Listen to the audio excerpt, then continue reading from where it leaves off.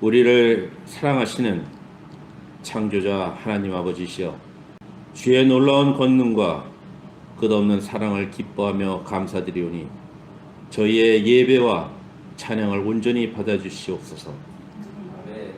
여호와여, 우리가 주의 자녀가 되고 주의 구원을 받음을 크게 기뻐하며 춤을 추나이다. 하나님 아버지께서는 우리의 소원을 들어주셨으며 우리의 요구를 거절하지 아니하셨나이다. 우리가 생명을 구하매 주께서 우리에게 주시어 주의 구원이 우리의 영광을 크게 하시고 존귀와 위엄을 우리에게 크게 입히셨나이다. 여호와여, 대한민국을 지켜주소서. 여호와여, 풍전등화의 대한민국을 도우소서. 사슴이 시냇물을 찾기에 갈급함같이 대한민국이 주를 찾기에 갈급하나이다. 대한민국이 하나님 아버지께 소망을 두고 아버지의 도우심으로 말미암아 살아나고 아버지께 성령이 충만한 찬송을 하도록 허락하소서. 낮은 교회를 위해 기도드립니다. 살아계신 하나님 아버지께서 낮은 교회에 임하시고 이영석 목사를 통해 우리를 일깨워 주심을 감사드리며 주님의 뜻이 모두 이루어짐을 믿습니다. 낮은 교회를 통해 주께 예배드리는 모든 사람들은 주의 보호로 말미암아 영원히 기뻐하게 하옵시고 지존하신 주의 이름을 영원토록 찬송하게 하옵소서. 다음 주는 설 명절입니다. 아버지께서 늘 동행하시고 하나님 아버지 날개 아래서 편히 쉬며 우리 모두 서로 용서하고 사랑하며 배려하는 놀라운 역사를 경험하게 하소서. 하나님 아버지께 경배드리는 저희들과 가족들, 생중계를 통해 예배드리는 하나님의 자녀 한 명 한 명을 아버지께서 모두 기억하시고 우리를 축복하소서. 우리의 기도에 응답하소서. 세상의 모든 일이 주님의 뜻대로 이루어지기를 원합니다. 이 모든 말씀은 우리 주 예수 그리스도의 이름으로 기도드렸습니다. 아멘. 할렐루야, 감사합니다. 오늘도 아름다운 하루를 또 허락하셔서 우리가 아버지 앞에 나와서 아버지께 경배와 찬양을 드릴 수 있도록 허락하신 은혜에 감사드렸고 또 감사드립니다. 네, 제가 아까 찬양하다가 준비 찬양인가 하다가 삑살이 났잖아요. 제가 막 찬양하다가 갑자기 우리 딸을 딱 보니까 생각이 난 거예요. 저희 딸이 오늘 저녁 비행기로 미국에 돌아갔는데 그 생각을 딱 했더니 아버지가 좀 삑살이 나게 하시면서 너 지금 뭐 하니? 그래서 너무 우스워가지고 제가 찬양하면서 계속 웃었어요. 잠시도 딴 생각을 못하게 하시는 거예요.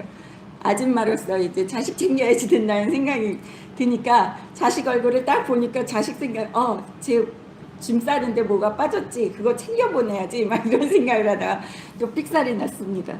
그리고 아까 예배 시작하기 바로 전에 우리 형제님이 뒤에 테이프 붙여주시는데 제가 항상 테이프를 이렇게 스카치 테이프를 쓰고 납작하게 붙여놔가지고 형제님이 이걸 끝에를 찾기가 너무 힘들어 하세요. 그러시면서 저한테 목사님 이제 쓰시면은 이 끝에를 좀 말아 놓으시라고 그래서 아니 저는 제 핸드폰도 어디에다 던져놓는지 몰라서 하나님 아버지한테 찾아달라고 그랬는데 그거는 너무 과한 부탁이십니다. 제가 그렇게 얘기를 했었습니다.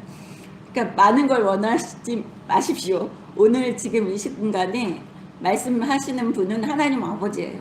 저희 이영숙은 아무것도 아닌 그냥 일반 아줌마가 마이크와 스피커로서 역할만 하는 것이니까 저에 대한 기대는 다 내려놓으시고 오늘도 아버지 말씀 충만하게 영의 양식으로 드시는 여러분 되시기를 주님의 이름으로 축원합니다. 오늘은 사무엘상 19장부터 또 배워보겠습니다. 또 간증 하나 하고 들어가야지 될 것 같아요. 우리 자매님들이 저희 낮은 교회를 통해서 유튜브를 통해서 처음 예수 믿으신 분들이 있잖아요. 그래서 혼자 먼저 믿으셔서 이제 가정이 조금씩 자녀분들도 예수님에 대해서 흥미로워하시고 뭐 중고등학생 자녀들도 그렇고 이제 남편분들도 그렇고 약간 마음이 누그러지시면서 집안의 벽에 그 하나님 아버지 말씀 구절 액자 같은 것도 걸을 수 있게끔 허락이 됐대요. 그랬는데 너무 신기한 게 그 이제 구정에 연휴가 되면은 차례를 드려야 되잖아요. 그래서 자매님이 계속해서 하나님 아버지한테 짬만 나면 아버지를 아주 끈질기게 매달리면서 아버지 나는 재짓기 싫습니다. 아버지 나는 재짓기 싫습니다.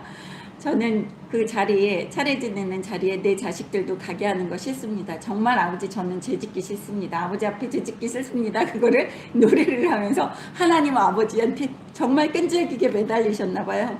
어느 날 갑자기 또 추석 때도 안 드리게 되셨었대요. 근데 요번에도 시댁에서 연락이 와서 차례 알아서 할 테니까 오지도 말고 내려오지도 말고 음식도 하지 말라고 그렇게 얘기를 하셨다는 거예요. 그래서 너무 할렐루야 감사합니다. 그리고 또 딴 자매님도 그 얘기를 듣고 너무 부러워하셔서 제가 그렇게 됐다고. 저는 계속 기도는 하지만 그랬더니 본인도 하나님한테 아버지한테 죄짓지 않게 해달라는 기도를 해야지 되겠습니다. 그리고 이따가 한 일주일도 안 돼가지고 문자가 온 거예요. 갑자기 아침에 눈 떴는데 남편이 차례 안 지낼 거라고 그러셨다는 거예요. 이런 기적이 일어나는 거예요. 그러니까 어떤 부모가 자식이 죄 안 짓고 싶다 그러는데 너 죄 지어서 감옥 가라 그러는 부모가 없잖아요. 그것처럼 하나님 아버지도 우리 영적인 자녀들이 아버지 나 죄짓기 싫습니다. 나 죄짓기 싫습니다 하는데 어떻게 죄짓게 만들어서 지옥에 보내실 그런 아버지가 아니라는 거예요. 죄짓기 싫습니다라는 그 단어 문장 하나 가지고 많은 것을 할 수 있구나. 그래서 여러분한테도 그 비법을 지금 가르쳐 드리는 겁니다. 뭐든지 하기 싫으시면 아버지 죄짓기 싫습니다 이런 그런 기도를 열심히 하시면서 늘 승리하는 여러분 되시기를 주님의 이름으로 축원합니다. 네, 여기 보시면 19장 1절 사울이 그의 아들 요나단과 그의 모든 신하에게 다윗을 죽이라 말하였더니 사울의 아들 요나단이 다윗을 심히 좋아하므로 그가 다윗에게 말하여 이르되 내 아버지 사울이 너를 죽이기를 꾀하시느니라. 그러므로 이제 청하노니 아침에 조심하여 은밀한 곳에 숨어 있으라. 내가 나가서 네가 있는 들에서 내 아버지 곁에 서서 네 일을 내 아버지와 말하다가 무엇을 보면 너에게 알려주리라 하고 요나단이 그의 아버지 사울에게 다윗을 칭찬하여 이르되 원하건대 왕은 신하 다윗에게 범죄하지 마옵소서. 그는 왕께 득죄하지 아니하였고 그가 왕께 행한 일은 심히 선함이니이다. 그가 자기 생명을 아끼지 아니하고 블레셋 사람을 죽였고 여호와께서 온 이스라엘을 위하여 큰 구원을 이루셨으므로 왕이 이를 보고 기뻐하셨거늘 어찌 까닭없이 다윗을 죽여 무죄한 피를 흘려 범죄하려 하시나이까. 사울이 요나단의 말을 듣고 맹세하되 여호와께서 살아계심을 두고 맹세하거니와 그가 죽임을 당하지 아니하리라. 요나단이 다윗을 불러 그 모든 일을 그에게 알리고 요나단이 그를 사울에게로 인도하니 그가 사울 앞에 전과 같이 있었더라. 네, 여기까지 보시면 이제 그 유유상종이라고 제가 항상 얘기를 하잖아요. 1절에 보세요. 사울이 그의 아들 요나단과 그의 모든 신하에게 다윗을 죽이라고 말하였더니 네. 이제는 은혜도 모르는 이 사울 아주 천연덕스럽죠. 이렇게 흑암의 권세들은 사람의 은혜를 몰라요. 다시 얘기하지만 우리 하나님 아버지의 자녀들은 그걸 기억해야지 돼요. 잠언에 나와 있습니다. 은혜를 모르면 안 된다고. 그거는 죄라고 하나님께서 얘기를 하시는 게 있어요. 그래서 우리가 은혜를 모르면 하나님 아버지가 우리에게 베풀어 주신 사랑과 그 십자가의 사건에 대한 감사함도 모른다는 거예요. 그래서 우리 하나님 아버지의 자녀들은 항상 감사해야지 된다는 거예요. 기뻐해야지 되고 감사하고 기뻐하는 게 우리의 기본 자세입니다. 그리고 하나님 아버지를 찬양하는 것이. 근데 여기에서 보세요. 사울의 아들 요나단이 다윗을 심히 좋아하므로. 그러면 어느 부류예요? 요나단은 다윗 쪽의 부류라는 거예요. 빛의 길에 있는 요나단이에요. 아버지는 흑암의 길에 있지만 아들은 빛의 길에 있는 거예요. 영적으로 너무 다르다는 것입니다. 그래서 지금 세상을 살고 있는 우리들도 영적으로 다른 사람들과는 너무 이질감을 느끼기 때문에 같이 앉아있기도 싫고 마주하기도 싫어지는 거예요. 말하기도 싫고 말 섞기도 싫고. 그래서 집구석에 있는 게 제일 뱃속이 편하다고 얘기하는 게 제가 하는 이야기입니다. 2절 보십시오.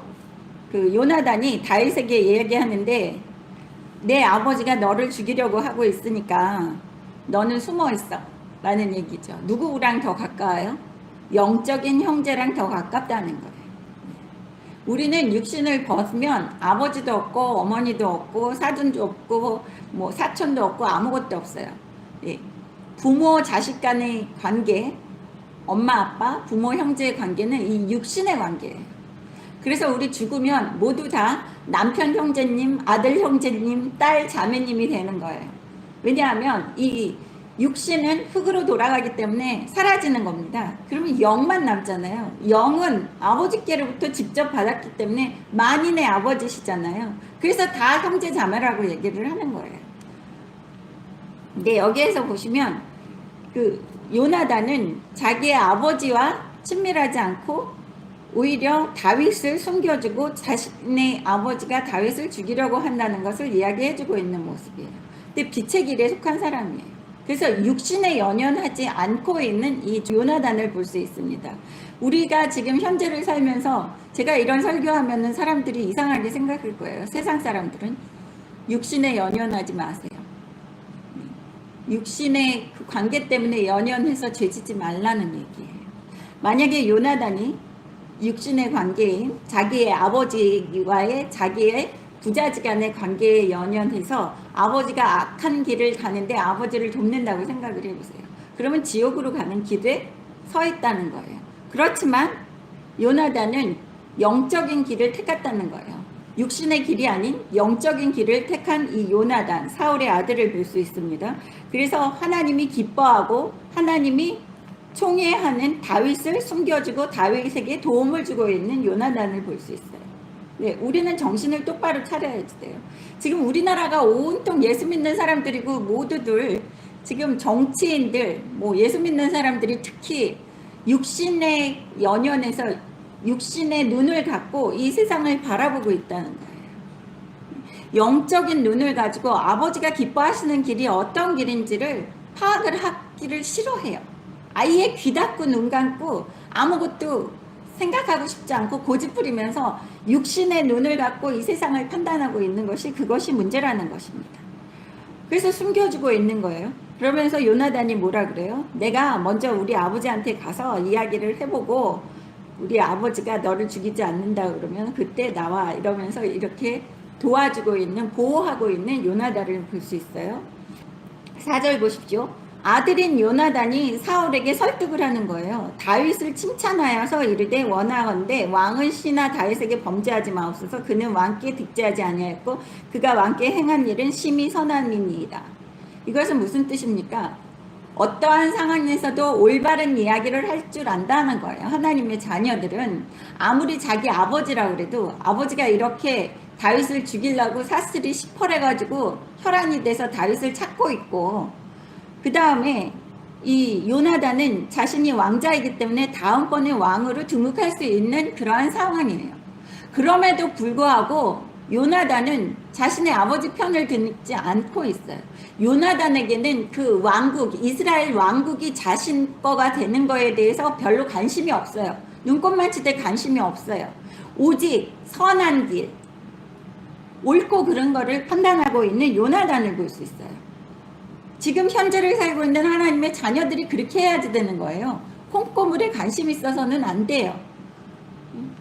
솔직하게 우리는 진실된 사람으로서 살아야지 된다는 것입니다.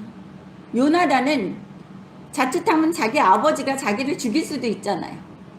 아니면 감옥에 가둘 수도 있고 왕자를 요나단에게 물려주지 않을 수도 있는 상황입니다. 요나단은 같이 계속 전쟁에 참여하고 아버지와 같이 전쟁에서 승리하고 하는 왕자예요. 그러면 다음번에 유력한 왕은 누구라고요? 요나단입니다. 근데 그것을 포기하면서까지도 아버지의 눈밖에 나는 것을 감수해 가면서도 다윗을 편들고 있는, 그리고 편을 두는 게 아니라 진실된 이야기를 하고 있는 거예요. 다윗이 이스라엘 사람들을 블레셋 손에서 구해냈다는 이 심플한 팩트를 얘기하고 있는 거예요. 현실을. 그거를 망각하고 있는 아버지 때문에. 그래서 우리가 팩트를 알아야지 돼요. 우리가 지금 살고 있는 이 세상에서 정말 내가 무엇이 온전하게 올바른 길인지 그것을 하나님의 눈을 갖고 영적인 눈으로 확실하게 올바른 생각을 가지고 분별을 해야지 된다는 거예요. 예수 믿지 않는 사람들도 양심이라는 게 있잖아요. 예. 근데 요새는 예수 믿는 사람들이 더 양심이 없는 것 같아요. 제가 보기에는. 그래서 욕을 먹고 있겠지만, 이렇게 요나단은 목에 칼이 들어와도 진실된 이야기를 하면서 옳고 그른 것을 판단하고 있는 것을 볼 수 있습니다. 그래서 설득을 하니까 그 요나단이 아버지에게 다윗은 자기의 목숨을 아끼지 않고 블레셋 사람을 죽이고 이스라엘을 구원했기 때문에 처음에 아버지가 그 다윗을 보고 너무 기뻐하지 않으셨습니까? 근데 왜 까닭없이 다윗을 죽여서 그 무죄한 다윗의 피를 흘리려고 그러십니까? 라는 이 팩트를 이야기해 주는 거예요. 그랬더니 이제 정신이 좀 드나 봐요. 사울이 뭐라 그래요? 6절에 보십시오. 사울이 요나단의 말을 듣고 맹세하되, 요나단의 말을 들었다는 거예요. 근데 이 악인들은 영원히 지켜지지가 않는 말을 해요. 항상 귀가 팔랑귀라는 거예요. 자신의 의지가 없어요. 이랬다 저랬다 하는 거예요. 이제 그래, 여호와의 살아계심을 두고 맹세하거니와 그가 죽임을 당하지 아니하리라. 살아계심을 두고 맹세했으면 계속해서 안 죽여야지 되는 거잖아요. 근데 거짓말쟁이라는 거예요. 독사의 새끼들. 흑암의 권세에 속한 사람들은 항상 거짓말을 하고 영원할 수가 없습니다. 뭐 영원한 사람이 어디 있겠습니까? 그래도 정말 금방금방 바뀌어요. 변덕이 죽을 듯한 게 독사의 새끼들이 하는 거예요. 그래서 7절에 보시면 요나단이 다윗을 불러다가 사울 앞에다 갖다 놨더니 마지막 줄에 보십시오. 그가 사울 앞에 전과 같이 있었더라. 똑같은 일을 하면서 일상적인 생활을 예전과 똑같은 삶을 살고 있는 다윗이에요. 그렇다면 다윗은 교만하지 않았다는 거예요. 다윗은 항상 겸손하고 왕을 섬기며 자신의 주제 파악을 하면서 자신의 자리를 지키고 충성하면서 살고 있는 사람의 모습입니다. 그거는 예수 믿는 하나님 아버지의 자녀들이 자신의 자리에서 열심히 하나님 아버지의 말씀에 순종하면서 교만하지 않고 하나님께 기쁨이 되는 삶을 살아야지 되는 것이 하나님 아버지의 자녀들이 살아야지 되는 삶의 모습을 다윗은 계속해서 하고 있는 거예요. 어떠한 상황이 도래해도. 8절 보십시오. 전쟁이 다시 있으므로 다윗이 나가서 블레셋 사람들과 싸워 그들을 크게 쳐 죽임에 그들이 그 앞에서 도망하니라. 사울이 손에 단창을 가지고 그의 집에 앉았을 때에 여호와께서 부르시는 악령이 사울에게 접하였으므로 다윗이 손으로 수금을 탈 때에 사울이 단창으로 다윗을 벽에 박으려 하였으나 그는 사울의 앞을 피하고 사울의 창은 벽에 박힌지라. 다윗이 그 밤에 도피함에 사울이 전령들을 다윗의 집에 보내어 그를 지키다가 아침에 그를 죽이게 하려 한지라. 다윗의 아내 미갈이 다윗에게 말하여 이르되 당신이 이 밤에 당신의 생명을 구하지 아니하면 내일에는 죽임을 당하리라 하고 미갈이 다윗을 창에서 달아 내림에 그가 피하여 도망하니라. 미갈이 우상을 가져다가 침상에 누이고 염소털로 엮은 것을 그의 머리에 씌우고 의복으로 그것을 덮었더니 사울이 전령들을 보내어 다윗을 잡으려 하며 미갈이 이르되 그가 병들었느니라. 사울이 또 전령들을 보내어 다윗을 보라 하며 이르되 그를 침상째 내게로 들고 오라. 내가 그를 죽이리라. 전령들이 들어가 본즉 침상에는 우상이 있고 염소 털로 엮은 것이 그의 머리에 있었더라. 사울이 미갈에게 이르되 너는 어찌하여 이처럼 나를 속여 내 대적을 놓아 피하게 하였느냐. 미갈이 사울에게 대답하되 그가 내게 이르기를 나를 놓아 가게 하라. 어찌하여 너를 죽이게 하겠느냐 하더이다 하니라. 네, 여기에서 보시면 너무 재밌는 이야기예요. 8절에 보십시오. 그냥 평범하게 그 자리에서 쥐죽은 듯이 특출나지 않는 모습을 보이면서 살았으면 좋은데 하나님의 자녀들은 특출날 수밖에 없어요. 8절에 보십시오. 전쟁에서 다시 블레셋 사람들과 싸워가지고 다윗이 나가서 크게 쳐 죽였대요. 블레셋 사람들을. 그러니까 다시 사울이 위협을 느끼는 거예요. 흑암의 권세들은 잘난 사람을 있으면 집 밟으려고 그래요. 도와주려고 하는 게 없습니다. 그래서 우리나라가 지금 요 모양이에요. 정치인들 사이에 똑똑하고 나라를 잘 운영할 것 같으면 지들끼리 밟아 죽이는 거예요. 그래서 이상한 쭉쟁이들만 남았다는 거예요. 그죠? 그것이 흑암의 권세들의 세상이에요. 쭉쟁이들이 우두머리인 척 하는 것이 흑암의 권세들의 세상이고, 정말 특출난 사람이 우두머리로서 사람들을 보호하고 이끌어 나가는 것이 하나님의 방법인데, 흑암의 권세들의 방법은 괜찮고 잘나고 착하고 의롭고 용맹한 사람들은 밟아 죽여요. 묻어버려요. 수면으로 못 올라오게 하고 쭉정이들이 빈 그릇들이 소리가 시끄럽게 나면서 이끌어 나가는 거예요. 그 결과 우리나라가 이렇게 됐다는 것이죠. 그래서 지금 사회 현상을 보면, 그리고 내 삶에서 어떤 일들이 일어나는지 이것을 보면 알 수 있어요. 근데 제가 보면 우리나라 부모님들은 특히 자식을 키우면서 칭찬을 별로 안 해요. 그것이 문제예요. 아무리 자식이 10가지 중에서 한 가지만 잘하고 9가지를 못했다 그래도 9가지 못한 거에 대해서는 그냥 묻어버리세요. 허물은 덮어야지 되는 거예요. 잠언에서도 죄는 레위기 19장 17절 반드시 견책해야지 되지만 허물은 덮어줘야지 되는 겁니다. 자식뿐만이 아니에요. 부부 사이에서도 친구 사이에서도 허물은 덮어주고 죄는 견책해야지 되는 겁니다.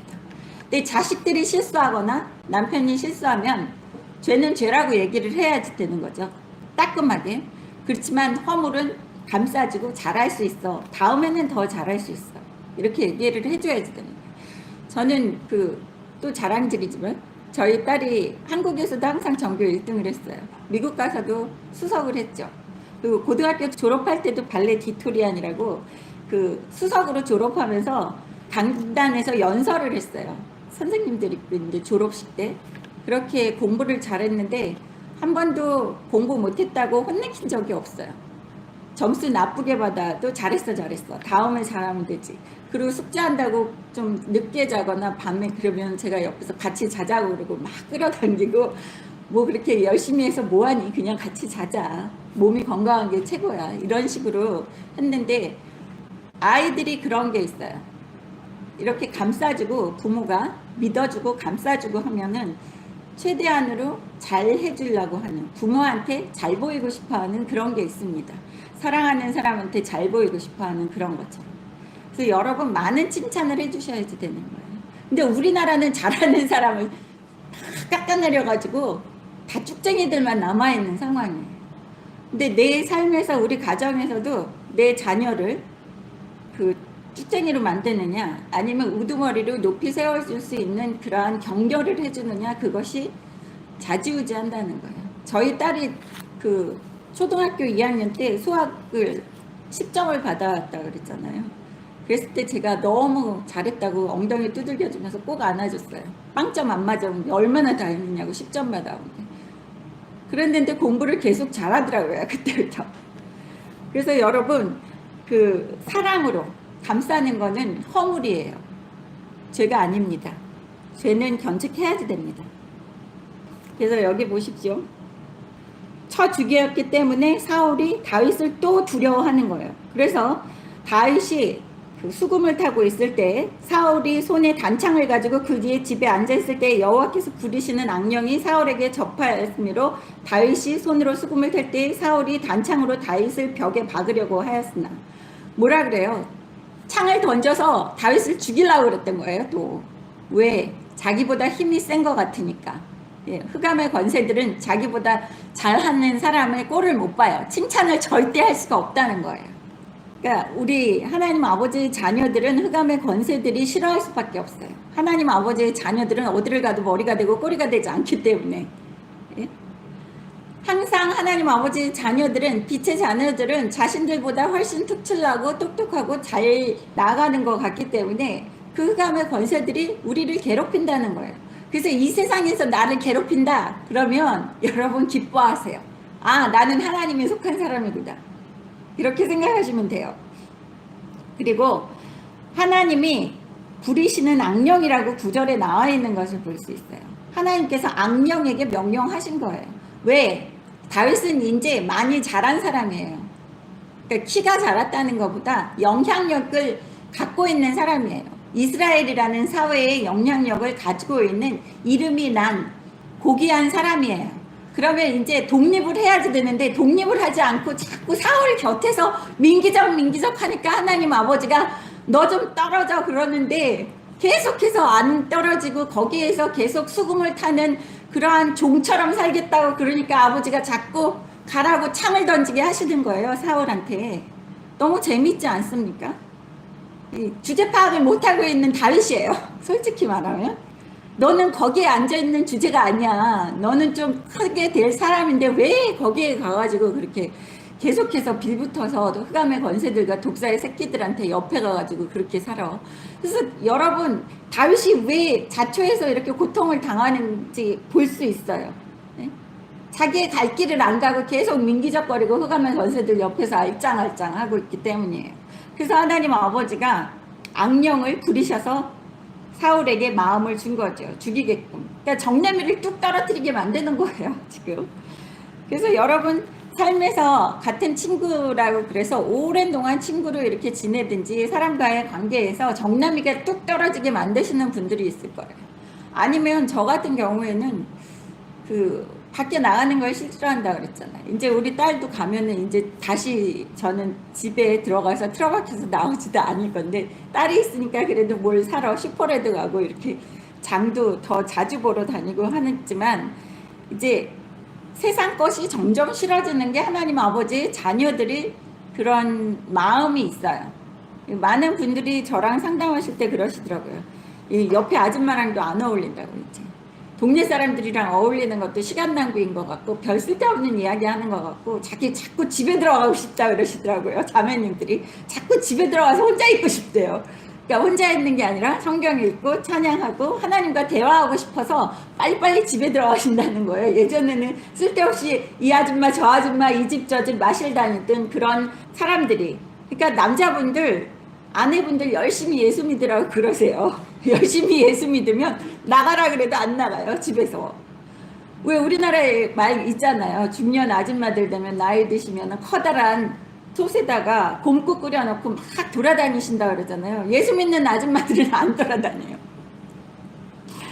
네, 여기에서 보십시오. 그래서 도망가가지고 자기 집으로 갔더니 11절에 보세요. 다윗의 아내 미갈이 다윗에게 말하여 이르되 당신이 이 밤에 당신의 생명을 구하지 아니하면 내일에는 죽임을 당하리라 하고, 이제 모든 사람들이 안다는 거예요. 딸까지 알았어요.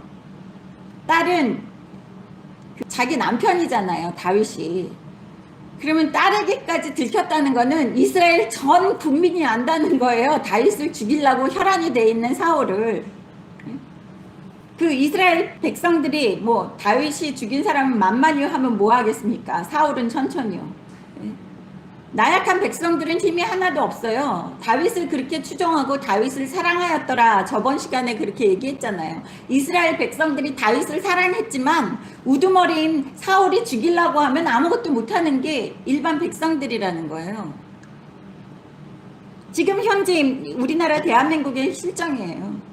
우리나라 대한민국에서 일반 사람들이 지금의 사회주의 공산주의처럼 바뀌어가고 있는 이 사회가 싫어서 난리를 치고 우리 힘으로는 아무것도 할 수 없다는 거예요.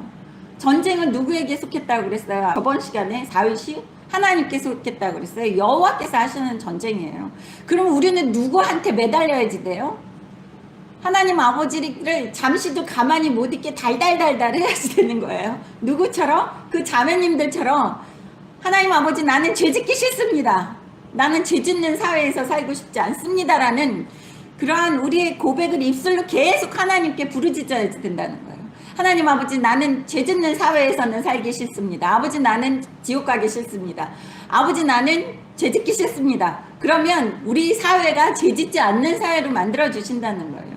사람들은 아무것도 할 수 없습니다. 여기 성경에서도 지금 너무 똑같은 이야기예요. 지금 저 한 번도 안 읽고 또 그 유튜브에서 낭독해 주는 거 한 번만 딱 듣고 왔잖아요. 근데 하나님 아버지가 지금 많은 이야기를 해주시고 계시는 거예요. 요새는 설교하는 게 너무 자유로워요. 조금씩 자유로워지고 있습니다. 제가 아버지가 다 하신다고 딱 믿고 이제 강대상에서 백지로 이렇게 올라와도 아버지가 이렇게 얘기해 주시니까. 네, 여기에서 우리가 하는 거나 똑같아요. 우리 일반 사람들은 아무것도 할 수 없습니다. 여러분, 하나님 아버지 진실된 자녀라고 생각하시면 이 나라가 풍전등화해 있고 속이 답답하고 어떻게 할 수 없으면, 내 힘으로 할 수 없으면 하나님께 매달려야지 된다는 것은 당연한 일입니다. 하나님 아버지의 자녀들은 의뢰할 데가 어디 있어요? 우리의 백은 하나님 아버지밖에 없다는 거예요. 없다는 게 아니죠. 하나님 아버지처럼 제일 이 세상 만물의 주인이신 분이 우리의 아버지인데 아버지한테 해달라고 얘기 안 하고 왜 딴 데 가서 매달리는 거예요. 근데 재미있는 것이 뭐라 그래요? 미갈이 다윗을 창에 매달려가지고 내려보내고 있는 상황이지만 미갈도 사울의 딸이에요. 13절 보십시오. 미갈이 우상을 가져다가 침상에 누이고 염소털로 엮은 것을 그 머리에 씌우고 의복으로 그것을 덮었더니, 저는 이거를 읽으면서 다른 사람들은 어떻게 생각을 했는지 모르겠지만 몇 년 전에 갑자기 느낌이 딱 오는 게, 아니 세상에 이스라엘 땅 안에 우상이 있었어? 라는 생각이 드는 거예요. 그것도 또 미갈이라는 다윗의 아내가 사는 그 집 안에도 우상이 있었다는 거 아니에요. 다윗을 도망 보내고 나서 침상에다가 침대 위에 다윗이 자는 척 하려고 갖다 놓은 게 뭐예요? 집안에 있던 우상을 갖다 놓고 다윗인 척 옷도 입혀놓고 했다는 거예요. 덮어놓고. 그러면 여러분의 삶에서 여러분 집 안에 우상이 될 수 있는, 우상 숭배하는 그런 물건이 있어서는 안 되는 거예요, 여러분. 지금 오늘 당장 예배 끝나면 집안을 구석구석 샅샅이 한번 뒤져보세요. 하나님이 싫어하시는 그러한 우상 숭배하는 그런 것이 있나? 저는 돌 하룻밤까지 다 갖다 버렸다 그랬잖아요. 네, 멕시코 여행 갔을 때 해시계까지, 그것까지 다 갖다 버렸어요. 기분이 안 좋아서.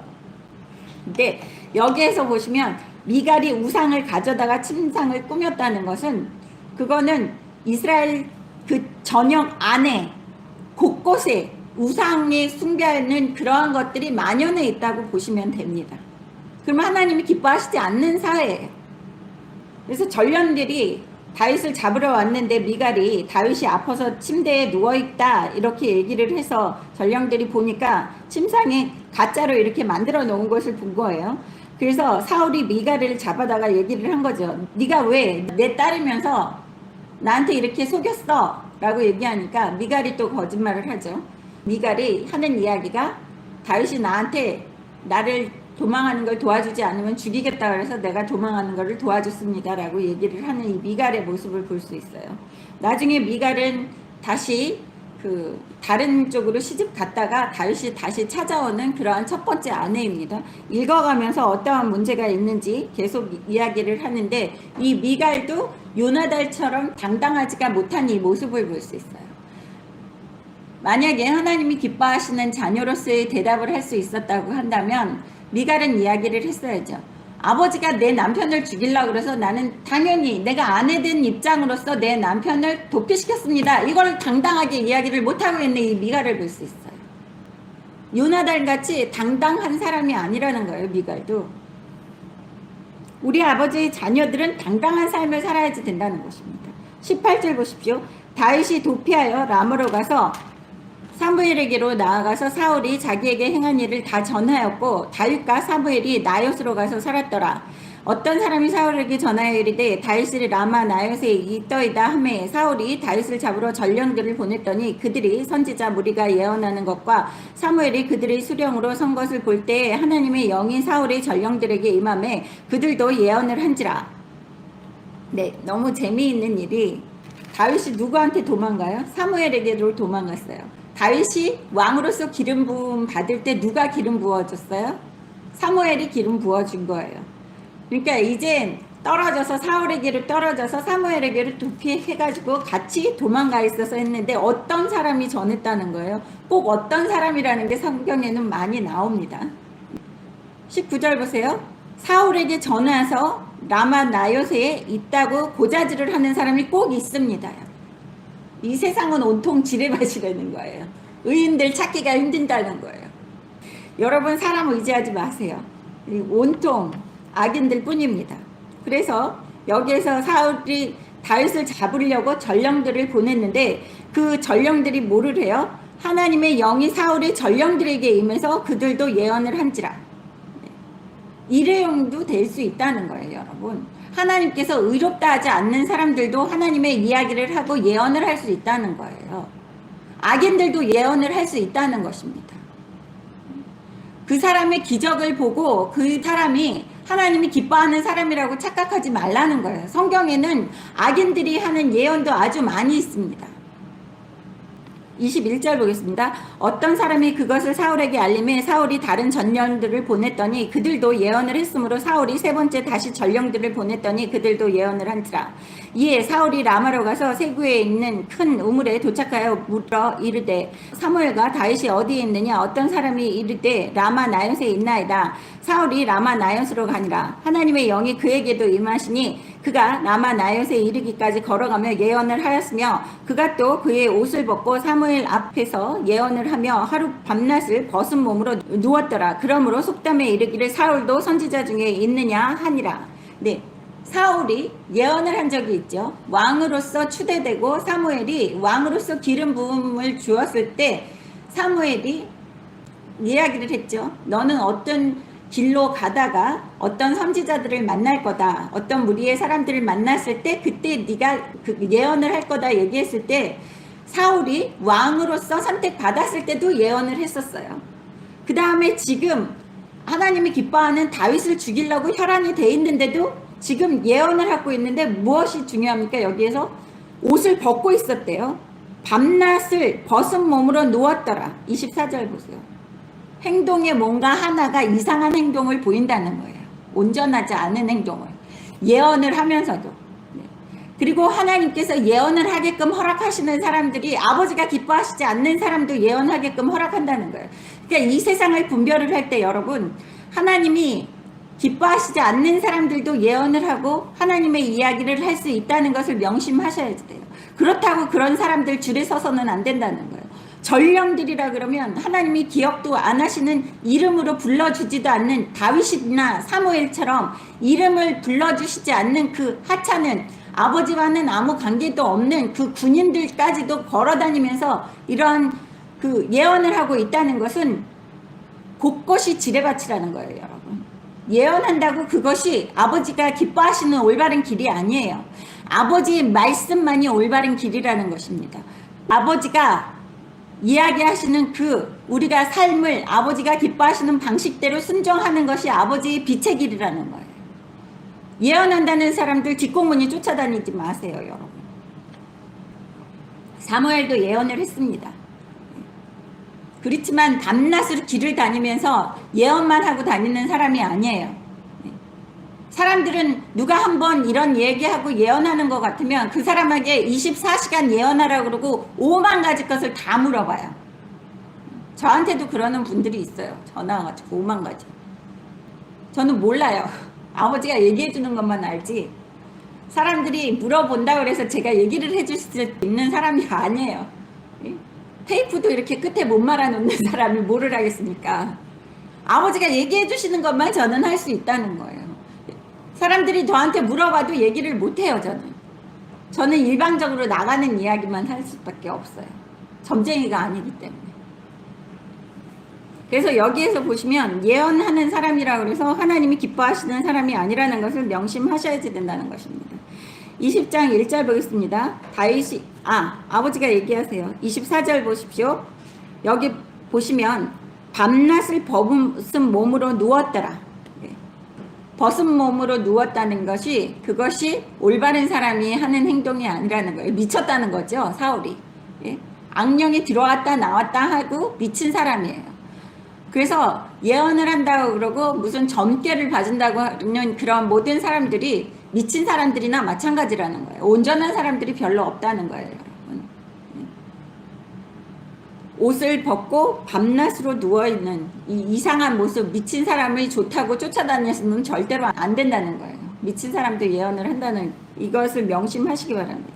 20장 1절 다윗이 라마 나엿에서 도망하여 요나단에게 이르되 내가 무엇을 하였으며 내 죄악이 무엇이며 네 아버지 앞에서 내 죄가 무엇이기에 그가 내 생명을 찾느냐. 요나단이 그에게 이르되 결단코 아니라 네가 죽지 아니하리라. 내 아버지께서 크고 작은 일을 내게 알리지 아니하고는 행하지 아니하시나니 내 아버지께서 어찌하여 이를 내게 숨기시리요. 그렇지 아니하니라. 다윗이 또 맹세하여 이르되 내가 너에게 은혜 받은 줄을 네 아버지께서 밝히 알고 스스로 이르기를 요나단이 슬퍼할까 두려운즉 그에게 이것을 알리지 아니하리라 함이니라. 그러나 진실로 여호와의 살아계신가 네 생명을 두고 맹세하노니 나와 죽음의 사이에는 한 걸음뿐이니라. 요나단이 다윗에게 이르되 네 마음의 소원이 무엇이든지 내가 너를 위하여 그것을 이루리라. 다윗이 요나단에게 이르되 내일은 초하루인즉 내가 마땅히 왕을 모시고 앉아 식사를 하여야 할 것이나 나를 보내어 셋째 날 저녁까지 들에서 숨게 하고 네 아버지께서 만일 나에게 대하여 자세히 묻거든 그때 너는 말하기를 다윗이 자기 성읍 베들레헴으로 급히 가기를 내게 허락하라 간청하였사오니 이는 온 가족을 위하여 거기서 매년 제를 드릴 때가 됨이니이다 하라. 그의 말이 좋다 하면 네 종이 평안하려니와 그가 만일 노하면 나를 해하려고 결심한 줄을 알지니 그런즉 바라건대 네 종에게서 인자하게 행하여 네가 네 종에게 여호와 앞에서 너와 맹세하게 하였음이니라. 그러나 내게 죄악이 있으면 네가 친히 나를 죽이라. 나를 네 아버지에게 데려갈 이유가 무엇이냐 하니라. 요나단이 이르되 이 일이 결코 너에게 이러하지 아니하리라. 내 아버지께서 너를 해치려 확실히 결심한 줄 알면 내가 너에게 와서 그것을 너에게 이르지 아니하겠느냐 하니 다윗이 요나단에게 이르되 네 아버지께서 혹 엄하게 너에게 대답하면 누가 그것을 내게 알리겠느냐 하더라. 요나단이 다윗에게 이르되 오라 우리가 들러 가자 하고 두 사람이 들러 가니라. 네, 여기에서 보시면 요나단이 계속해서 다윗을 돕고 있는 이 모습을 볼 수 있습니다. 이제 다윗이 요나단에게 와가지고 하소연을 하는 거죠. 내가 도대체 무슨 죄를 지었고 네 아버지한테 해코지를 했길래 네 아버지가 나를 죽이려고 혈안이 되어 있느냐. 나는 너무너무 억울하다. 내가 네 아버지한테 해코지한 거 아무것도 없어. 그랬더니 요나단이 이야기하는 게 뭐라 그래요? 그래도 요나단이 아버지를 두둔을 하고 있는 이 2절의 모습을 볼 수 있어요. 아니야, 내 아버지는 크고 작은 일을 뭐든지 나랑 상의하시고 내가 모르는 일이 없어. 아버지가 하시는 일은 내가 다 알고 있기 때문에 우리 사울 왕 아버지가 하는 거를 내가 아는데 너 죽이려고 그러는 게 없어. 그러니까 다윗이 뭐라 그래요? 야, 네가 나랑 친한 거를 아니까 아버지가 너한테는 알리지 않고 나를 뒤로 너 몰래 죽이려고 하는 거잖아. 얘기를 하는 거예요. 근데 너무 재미있는 게 우리가 이제 부정이잖아요. 1월 1일 날이잖아요. 5절에 보십시오. 다윗이 요나단에게 이르되 내일은 초하루인즉 내가 마땅히 왕을 모시고 앉아 식사를 하여야 할 것이나 나를 보내어 셋째 날 저녁에 들에 숨게 하고 네.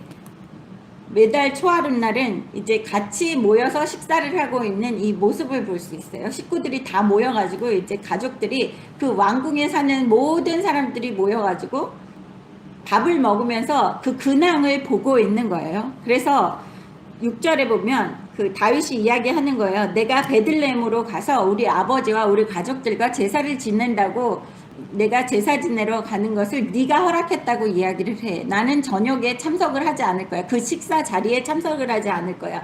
왜냐하면 그 식사 자리에 참석을 하면 다윗은 죽은 목숨이에요. 예?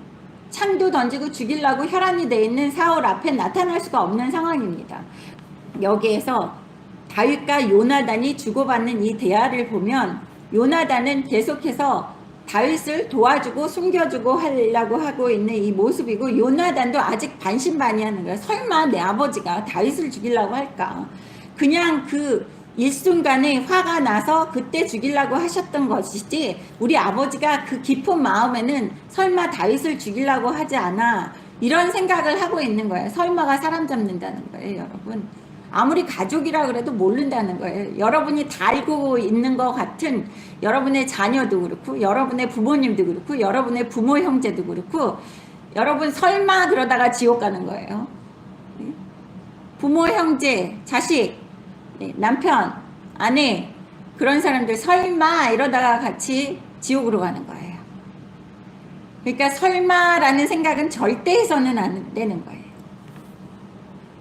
그래서 이제 둘이서 꾸미는 걸 볼 수 있습니다. 12절 보겠습니다. 요나단이 다윗에게 이르되 이스라엘의 하나님 여호와께서 증언하시거니와 내가 내일이나 모레 이맘때에 내 아버지를 살펴서 너 다윗에게 대한 의향이 선하면 내가 사람을 보내어 너에게 알리지 않겠느냐. 그러나 만일 내 아버지께서 너를 해치려 하는데도 내가 이 일을 너에게 알려주어 너를 보내어 평안히 가게 하지 아니하면 여호와께서 나 요나단에게 벌을 내리시고 또 내리시기를 원하노라. 여호와께서 내 아버지와 함께 하신 것 같이 너와 함께 하시기를 원하노라. 너는 내가 사는 날 동안에 여호와의 인자하심을 내게 베풀어 나를 죽지 않게 할 뿐 아니라 여호와께서 너 다윗의 대적들을 지면에서 다 끊어버리신 때에도 너는 네 인자함을 내 집에서 영원히 끊어버리지 말라 하고, 이에 요나단이 다윗의 집과 언약하기를 여호와께서 다윗의 대적들을 치실지어다 하니라. 네, 여기까지 보시면 너무 재미있는 모습을 볼 수 있어요. 요나단은 벌써 다윗이 모든 면에서 하나님이 기뻐하시는 사람이기 때문에 우리 아버지와는 비교가 안 되고 다윗이 승리할 거라는 것을 알고 있기 때문에 먼저 언약을 맺고 있는 모습이 나타나고 있는 거예요. 네가 승리하고 그래도 우리 가족을 지면에서 멸하지 말고 네가 보호해줘 라는 이 이야기를 하고 있는 요나단을 볼 수 있어요. 그러니까 팩트를 잘 꿰뚫어 볼 수 있는 사람이에요. 하나님의 자녀들은 이 세상이 돌아가는 일이 어떻게 돌아가는지를 사리분별을 할 수 있다는 거예요. 뭐에 씌여가지고 사람들이 정치판에 휩쓸려가지고 정치에 씌여가지고 아니면 종교인이라는 그런 프레임에 씌여가지고 헷가닥 하는 사람이 아니라는 거예요. 큰 그림을 보고 하나님이 이야기해 주시는 거, 옳고 그른 거를 올바르게 아버지 말씀으로 판단할 수 있는 것이 하나님의 아버지의 자녀들이 하는 행동이라는 거예요. 요나단이 그렇게 하고 있는 거예요. 자기가 사울이라는 왕의 아들임에도 불구하고 요나단은 사리분별을 할 수 있어요. 어떤 것이 옳고 그른지를 확실하게 상황을 보고 판단하고 있는 것입니다. 보십시오. 16절에 요나단이 다윗의 집과 언약하기를 여호와께서 다윗의 대적들을 치실지어다 하니라. 무슨 소리예요? 다윗의 대적들을 치실지어다는, 다윗의 대적은 자기 아버지도 포함되어 있는 거예요. 사울까지 치라고 이야기하는 모습이에요. 이 요나단은 자신의 혈육에 대해서 연연하거나 하지 않고 오직 올바른 빛의 길을 걸어가는 사람이라고 보실 수 있습니다. 그래서 여러분이 하나님 아버지의 자녀로서 빛의 길에 걸어가면서 올바르게 공의롭게 공평하게, 아버지는 공의로운 분이세요. 그래서 공의의 하나님이라 그럽니다. 공의롭지 못하면 아버지의 자녀가 아니라는 거예요. 여러분 공의롭게 행동하셔야지 된다는 것입니다. 공의롭지 않으면 아버지가 기뻐하시는 사람도 아니라는 것입니다. 다윗이 얼마나 가엾어요. 그런 그 어린 나이에 블레셋 장군도 물리치고 이 블레셋 사람도 계속 물리치고 하면서 많은 업적을 이뤘는데도 불구하고 이렇게 고통스러운 삶을 살고 있는 모습을 볼 수 있어요. 쫓겨다녀야죠. 왕이라는 사람이 죽이려고 난리를 치죠. 그러니까 툭 치려면 사람들이 공격을 받을 수밖에 없다는 거예요. 하나님의 자녀이면서도 이렇게 힘들게 살 수 있다는 거예요. 여러분 삶에서 지금 내가 힘들다. 그거는 아버지가 나를 미워해서 힘든 게 아니에요.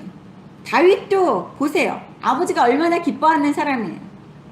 기뻐하는 사람인데도 다윗이 훈련을 받아야지 되고, 다윗이 아직 아버지가 원하시는 그러한 큰 사람이 되기 위해서 아버지가 훈련을 시키신다는 거예요. 제가 또 간증을 하지만 저희 아들이 일주일 먼저 갔잖아요. 그때 뭐 시애틀에서 비행기가 그 날씨로 연결이 안 되고 막 그러면서 제가 아버지한테 그랬어요. 아버지 내가 자식을 끔찍하게 생각하는 거 아시지 않느냐고. 그 하나님 아버지, 그리고 내가 아버지 말씀에 순종해서 낮은 교회도 열심히 잘하고 마이크 노릇도 잘하고 있는데 왜 내 아들이 이렇게 길바닥에서 50시간 걸려서 간 거예요. 자기 학교까지. 그렇게 되면 어떻게 합니까? 그리고 제가 막 눈물을 찔끔찔끔하면서 또 애미다 보니까 자식이라 그러면 너무 끔찍해가지고 그러면서 아버지한테 하소연을 했더니 아버지가 얘기하시는 거예요. 야, 네 아들 너무 화초야 이러시는 거예요.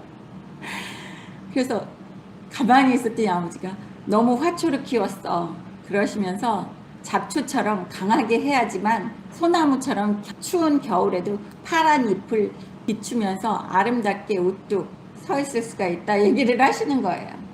그래서 할렐루야 감사합니다 했습니다. 그 50시간 고생한 거는 별거 아니잖아요. 네? 그래서 감사합니다 아버지. 1년이 아니고 2년이 아니고 한 달이 아니고 그냥 50시간 고생하게 하시면서 여러 가지 경험을 하게 하시고 비행기도 이것저것 자기가 선택하게끔 하게 하시고 또 공항에다 항공사에다 항의하면서 배고프니까 밥 쿠폰 내놓으라 그래가지고 그런 것도 얻어먹고 다니게 하시고 강하게 만들어 주시더라고요. 그러면서 저한테 네 아들 너무 화초다. 네가 너무 화초처럼 키웠어. 그러니까 우리의 삶에서 다윗도 여기에서 보면 너무 화초인 거예요. 다윗이 이 세상을 장악하고 나라 확장하고 이스라엘 영토를 넓히고 이스라엘 민족들을 다 하나로 단결하기 위해서는 큰 그릇이 필요했다는 거예요. 그래서 다윗이 이렇게 하나님이 기뻐하시는 그 왕임에도 불구하고 어렸을 때부터 이렇게 훈련시켜 나가시는 모습을 볼 수 있다는 것입니다. 여러분 삶에서 한 명 한 명 내 삶이 힘들다 그러면 아버지가 나를 큰 그릇을 만들어서 큰 축복을 주시겠구나 라는 생각을 하시라는 거예요. 그래서 다윗이 얼마나 큰 축복을 받았습니까? 보시겠습니다. 17절. 다윗에 대한 요나단의 사랑이 그를 다시 맹세하게 하였으니 이는 자기 생명을 사랑한 같이 그를 사랑함이었더라. 요나단이 다윗에게 이르되 내일은 초하루인즉 네 자리가 비이므로 네가 없음을 자세히 물으실 것이라. 너는 사흘 동안 있다가 빨리 내려가서 그 일이 있던 날에 숨었던 곳에 이르러 에셀 바위 곁에 있으라. 내가 간역을 쏘려 함같이 화살셋을 그 바위 곁에 쏘고 아이를 보내어 가서 화살을 찾으라 하며 내가 짐짓 나에게 이르기를 보라 화살이 네 이쪽에 있으니 가져오라 하거든 너는 돌아올지니 여호와께서 살아계심을 두고 맹세하노니 네가 평안 무사할 것이요 만일 아이에게 이르기를 보라 화살이 네 앞쪽에 있다 하거든 네 길을 가라 여호와께서 너를 보내셨음이니라. 너와 내가 말한 일에 대하여는 여호와께서 너와 나 사이에 영원토록 계시느니라 하니라. 네, 여기에서 이제 다윗이랑 요나단이 합의를 보고 있는 모습이에요. 내가 아버지한테 물어보고 아버지가 진짜 너를 죽이려고 그러는 것 같으면 내가 화살을 쏘아서 그 아이에게 화살을 주러 가는 아이에게 앞으로 빨리 달려가면 네 앞에 화살이 있다 이렇게 얘기하면 너는 도망가라는 뜻이고 아니면 그 화살이 네 그 주러 가는 아이에게 그 화살이 뒤에 있다 그러면 너가 돌아와라 우리 아버지가 너를 죽이려고 하지 않는 거라는 이러한 얘기를 하고 있는 거예요. 너는 그 바위 뒤에 숨어 있어 내가 알려줄게 라고 하는 이 모습을 볼 수 있어요. 그러니까 우리가 이 세상을 살 때 잔머리도 있어야지 된다는 거예요. 계획도 세워야지 된다는 거예요. 여러분 무대뽀로 하시지 마시고 예? 뭐 계획도 있어야지 된다는 것이죠. 그 계획을 누구와 같이 짜야지 돼요? 하나님 아버지와 짜고 여기에서 이 다윗과 요나단이 하는 언약은 누구랑 같이 해요? 꼭 하나님을 끼워들어요. 23절 보십시오. 너와 내가 말한 일에 대하여는 여호와께서 너와 나 사이에 영원토록 계시느니라 하니라. 하나님을 걸고 넘어지는 언약에 약속을 하고 있는 이 모습을 볼 수 있어요. 하나님이 중재자라는 거예요. 그래서 저는 기도할 때 그래요. 하나님 아버지 사랑 안에서 하나 되는 가정이 되게 해주십시오 라는 것을 해요. 그리고 내가 내 아들 딸을 믿는 이유는 내 아들 딸이 멀리 살면서도 하나님이 기뻐하시는 자녀로서 만들어 주실 줄을 믿습니다는 내가 아버지를 믿기 때문에 내가 그냥 내 아들 딸을 다이렉트로 못 믿는다 그러잖아요. 제 남편도 다이렉트로 못 믿어요. 저는 그런 거 있잖아요. 요즘은 그 부부도 딴 주머니를 찬다 그러더라고요. 우리가 이 세상에서 누구를 믿는다 그러면 다이렉트로 1대1로 사람을 믿을 수가 없어요. 여러분 오죽하면 부부끼리도 딴 주머니를 차겠어요. 그래서 뻑하면 이혼한다고 그러고 그러는 사람들이 많이 있잖아요. 여러분이 남편을 믿거나 아내를 믿을 때도 하나님이 내 남편이 나에게 이런 일을 하지 않겠지라는 그런 믿음으로 아버지를 걸고 넘어가셔야지 된다는 거예요. 그래서 23절에 여기에서 다윗과 요나단이 약속을 하는데 여호와께서 살아계시는 그 영원토록 계시는 그거를 두고 맹세하면서 언약을 하고 약속을 하고 있는 모습입니다. 꼭 아버지를 모든 데에 걸고 넘어지세요. 그게 제일 안전한 그런 보증인이에요. 하나님 아버지를 계속 보증을 세우세요. 아버지를 걸고 넘어지시면 아주 좋습니다. 24절 보십시오. 다윗이 두리에 숨으니라. 초하루가 되매 왕이 앉아 음식을 먹을 때 왕은 평시와 같이 벽 자리 자기 자리에 앉아 있고 요나단이 서 있고 아브넬은 사울 곁에 앉아 있고 다윗의 자리는 비었더라. 그러나 그날에 사울이 아무 말 하지 아니하였으니 이는 생각하기를 저에게 무슨 사고가 있어서 정령이 부정한가 보다 하였음이더니 이튿날 곧 그 날의 둘째 날에도 다윗의 자리가 여전히 비었으므로 사울이 그의 아들 요나단에게 묻되 이새의 아들은 어찌하여 어제와 오늘 식사에 나오지 아니하느냐 하니 요나단이 사울에게 대답하여 다윗이 내게 베들레헴으로 가기를 간청하여 이르되 원하건대 나에게 가게 하라. 우리 가족의 그의 성읍에서 제사할 일이 있으므로 나의 형이 내게 오기를 명령하였으니 내가 너에게 사랑을 받았거든 내가 가서 내 형들을 보게 하라 하였으므로 그가 왕의 식사 자리에 오지 아니하였나이다 하니. 네, 여기에서 드디어 계속해서 이틀 연속 그 식사 자리에 나오지 않는 다윗을 궁금해하는 이 사울이 물어보는 거죠. 요나단에게 다윗은 어디 갔어? 라고 물어보는 이 모습을 볼 수 있어요. 죽이려고 혈안이 돼서 난리를 치고 있었는데 뭐 첫날은 알지 않고 이튿날 그제서야 기억을 하면서 다윗은 왜 나에게 오지 않느냐 이렇게 물어보고 있는 모습이에요. 근데 흑암의 권세들도 그 하나님 아버지가 시키신다는 거예요. 오늘 물어보지 않고 내일 물어보게 하시고 이런 흑암의 권세들이 하는 악한 짓까지도 하나님 아버지 계획 안에 다 포함되어 있다는 거예요, 여러분. 그러니까 하나님 아버지 손바닥 안에 우리는 다 놀아날 수밖에 없는 거예요. 그럼 누구를 믿어야지 돼요? 하나님 아버지를 믿어야지 되는 거예요. 조상 믿어도 별 소용이 없다는 것입니다. 30절 보십시오. 사울이 요나단에게 화를 내며 그에게 이르되 폐역 무도한 계집의 소생아 네가 이새의 아들을 택한 것이 네 수치와 네 어머니의 벌거벗은 수치됨을 내가 어찌 알지 못하랴. 이새의 아들이 땅에 사는 동안은 너와 네 나라 같은 든이 서지 못하리라. 그런즉 이제 사람을 보내어 그를 내게로 끌어오라. 그는 죽여야 할지니라 한지라. 네, 뭐라 그래요? 여기에서 사울이 누구한테 화를 내요? 요나단에게 화를 내는 거예요. 다윗을 허락해서 그 아버지 가족이 제사를 지낼 수 있게끔 베들레헴으로 갈 수 있게 허락했다는 거예요. 다윗은 블레셋 장군을 죽였을 때 그 어렸을 때부터 집으로 가지 못하게끔 묶어놓고 왕궁에서 살게끔 했기 때문에 한 번도 자기의 아버지 집에 갈 수가 없었어요. 그랬는데 요나단이 그것을 허락해서 베들레헴으로 제사 지내러 가게끔 허락했다 그랬더니 대노하는 이 사울을 볼 수 있어요. 요나단에게 뭐라 그래요? 요나단을 낳아준 자기 아내까지 욕을 하면서 욕을 하고 있는 이 30절의 모습을 볼 수 있어요. 요나단에게 욕을 하는 게 폐역 무도한 계집의 소생아. 그러면 폐역 무도한 계집이랑 같이 아들을 낳은 거잖아요. 그러면 사울이 폐역 무도한 계집 과 어울려서 낳은 아들이 요나단이라는 거예요. 그러니까 자기 입으로 자기까지 욕을 먹게끔 만들고 있는 이 사울의 모습을 볼 수 있어요. 무슨 소리를 하고 있는지도 몰라요. 얼마나 화가 나서 길길이 뛰는지.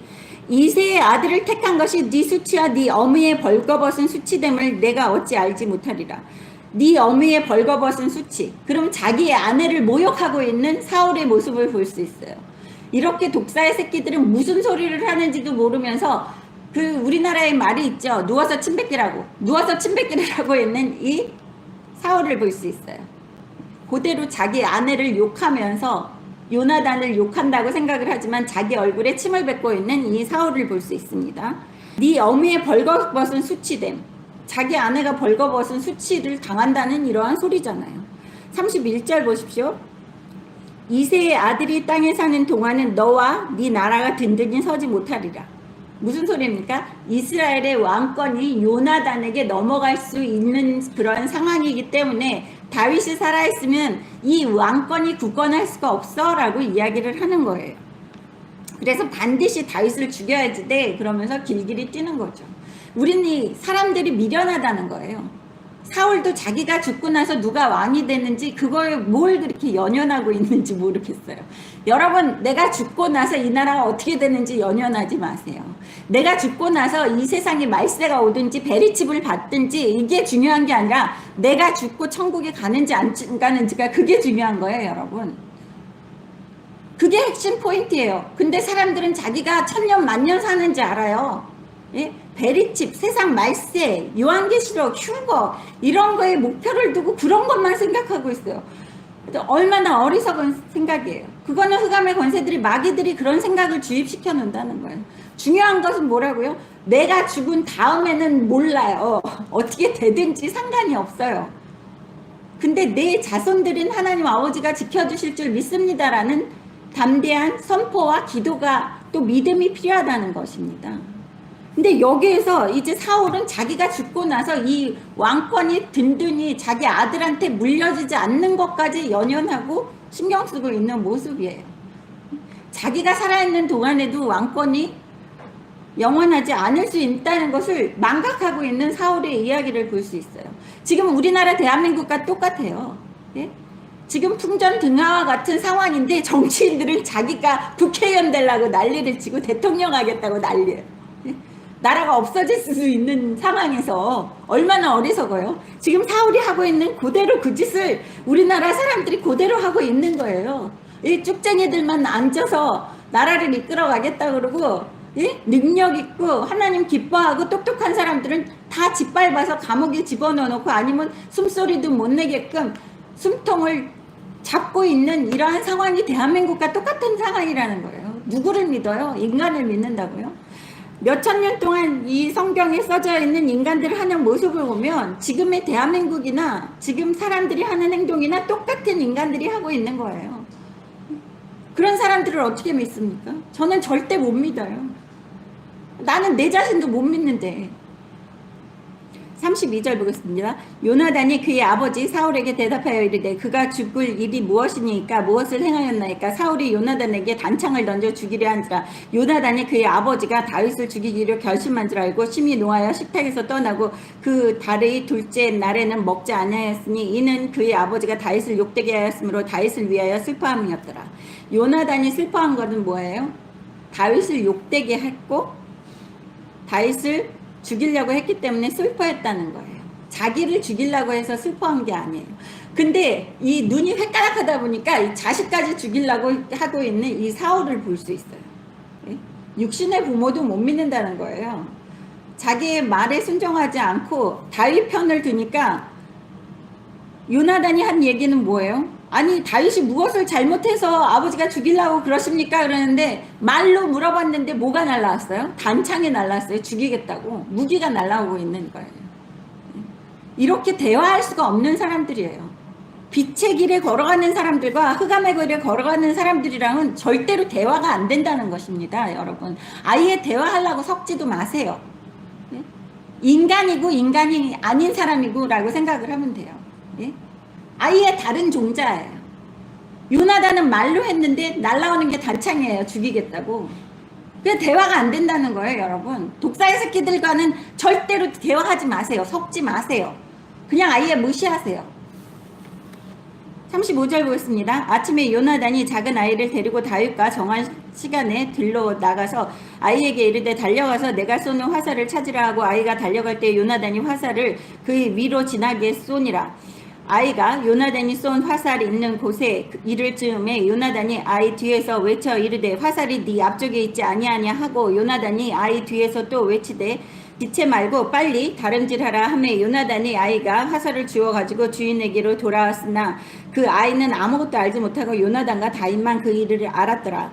요나단이 그의 무기를 아이에게 주며 이르되 이것을 가지고 성읍으로 가라 하니 아이가 가매 다윗이 곧 다윗 남쪽에서 일어나 땅에 엎드려 3번 절한 후에 서로 입맞추고 같이 울 때 다윗이 더욱 심하더니 요나단이 다윗에게 이르되 평안히 가라. 우리 두 사람이 여호와의 이름으로 맹세하여 이르기를 여호와께서 영원히 나와 너 사이에 계시고 내 자손과 네 자손 사이에 계시리라 하였느니라 하니 다윗은 일어나 떠나고 요나단은 성읍으로 들어가니라.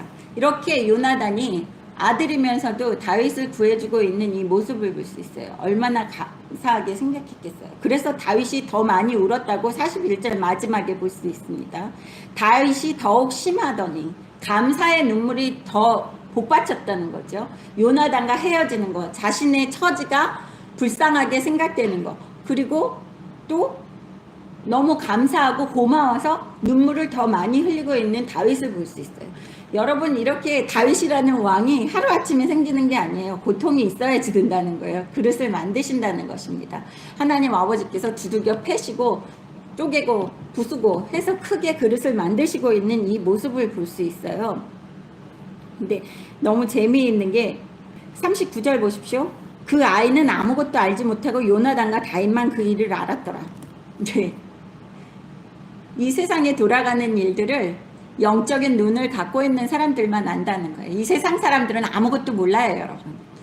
이 세상 사람들은 그런가 보다 그러고 룰루랄라 거리고 사는데 요나단과 다윗만 알았다는 것은 지금 현재를 살고 있는 우리들도 하나님 아버지의 자녀들, 그런 자녀들만, 영적인 눈을 갖고 있는 사람들만 세상을 분별할 수 있고 알고 살 수 있다는 거예요. 다른 사람들은 모릅니다. 모르고 지나가요. 다 주인공이 아니라는 거예요. 여기에서 주인공은 누구라고요? 요나단과 다윗인데 지금 현재를 살고 있는 이 세상의 주인공은 누구라고요? 하나님 아버지와 아버지의 자녀들이 주인공이라는 거예요. 하나님 아버지와 아버지의 자녀들이 주인공이고 나머지는 다 들러리예요, 여러분. 다 지옥으로 갈 들러리. 하나님 아버지의 목표는 이 세상을 만들어 놓으시고 우리를 자녀 삼으신 목표는 내 자녀들을 다시 천국으로 불러들이기 위해서 아버지의 영을 갖고 있는 자녀들이 천국으로 들어오게끔 하는 그러한 영화가 쓰여지고 있는 거예요. 그런 스토리가 이 세상에 쓰여지고 있는 거예요. 딴 것들은 다 중요한 게 없어요. 다 들러리예요. 아무도 몰라요. 알고 있는 사람 누구? 하나님과 아버지의 자녀들만 알고 있는 거예요. 그런 스토리를 써나가고 있고 나머지들은 다 쓸모없는 것들이라는 것입니다. 그래서 39절에 그 아이는 아무것도 알지 못하고 요나단과 다윗만 그 일을 알았더라. 이 세상 사람들은 아무것도 알지 못하고 하나님 아버지와 아버지의 자녀들만 알았더라. 이거예요. 천국 가는 비밀을 알았더라. 마태복음 10장 34절부터 한번 보겠습니다. 지금 다음 주에 이제 구정이잖아요. 구정에 맞춰서 하나님이 이런 설교를 하게 하셨잖아요.